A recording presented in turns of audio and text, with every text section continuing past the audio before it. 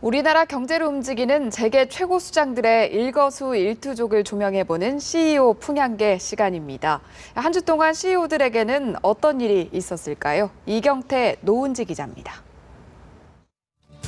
CEO 풍향계 오늘은 진념이란 이름으로 요약되는 한화 김승현 회장으로 시작합니다. 재벌 총수로는 수사기관의 조사를 많이 받아 스스로도 내 팔자가 센 것 같다고 말했는데요. 우여곡절 끝에 경영에 복귀해 이라크에서 20억 달러 사업을 따내는 뚝심을 보여줬습니다. 이라크 바그다드 인근 비스마야 신도시에 사회기반 공사를 수주한 건데요. 내전 때문에 다른 업체들은 철수하기 바쁜 급박한 상황에서도 현장을 지키라고 지시한 김 회장의 의리 경영이 통한 것 같습니다. 이번엔 SK 최태원 회장의 옥중 경영 이야기입니다. 지난해 옥중에서 집필앉아서 새로운 모색 사회적 기업에서 착한 기업을 발굴해 인센티브를 제공하겠다고 밝혔는데요. 결시가동이나 독거노인 등 사회 문제 해결을 위해 설립된 사회적 기업들이 지원 대상입니다. 며칠 전 700억 원을 투자하는 사회성과 인센티브 추진단이 탄생했는데요. 나쁜 일을 저질러 벌을 받고 있는 회장님이 2년 3개월 동안 수감 생활을 하며 많은 반성을 하신 듯한 모습입니다. 비운의 드라마 주인공 같은 삶을 산 경남기업 성완종 전 회장. 결국 지난 9일 싸늘한 주검으로 발견됐습니다.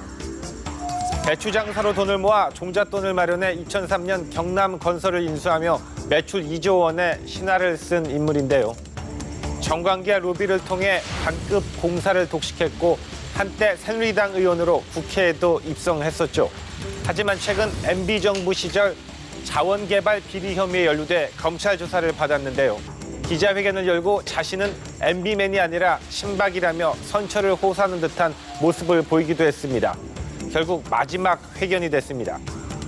저는 MB맨이 아닙니다.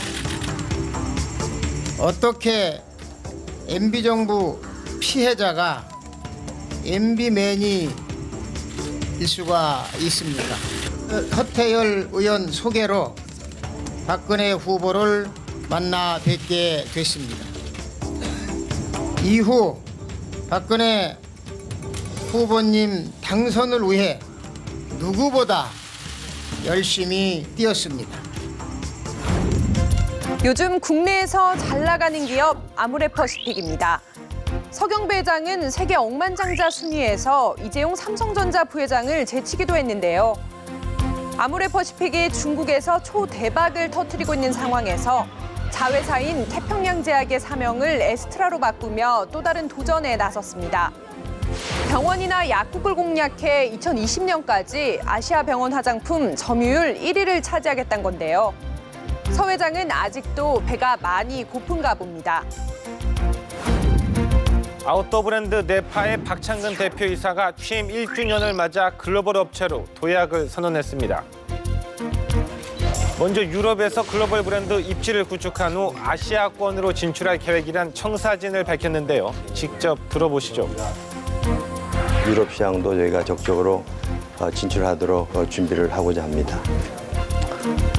중국 시장 저희가 준비를 하고 있습니다. 조만간 파트너 선정이 좀 완료될 거라고.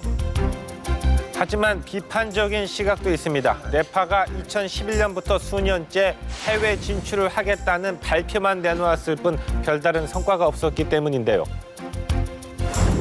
CEO 풍향계의 마지막 주인공은 신격호 롯데그룹 총괄 회장의 외손녀 장선윤 전 블리스 대표입니다. 과거 베이커리 업체 블리스를 세웠지만 재벌과 빵집 논란에 밀려 지분을 매각한 아픔이 있습니다. 최근 롯데호텔 해외 사업 개발 담당 상무를 맡으며 그룹 경영에 본격 참여했습니다. 장 전 대표는 신격호 총괄 회장의 첫 번째 부인 혈통인데요. 신동빈 회장이 외삼촌입니다. 요즘 검찰 수사를 받는 기업들이 늘면서 재계에선 불안감과 함께 불만도 커지는 모양새입니다. 전문가들조차 경기 회복세에 찬물을 끼얹을 수 있다는 우려를 내놓고 있습니다. 하지만 대기업들은 과거 정부의 전폭적인 지지를 기반으로 성장해왔죠. 사회적 책임과 의무를 다시 한번 되새기는 기회가 되길 바랍니다. CEO 풍향계는 여기까지입니다.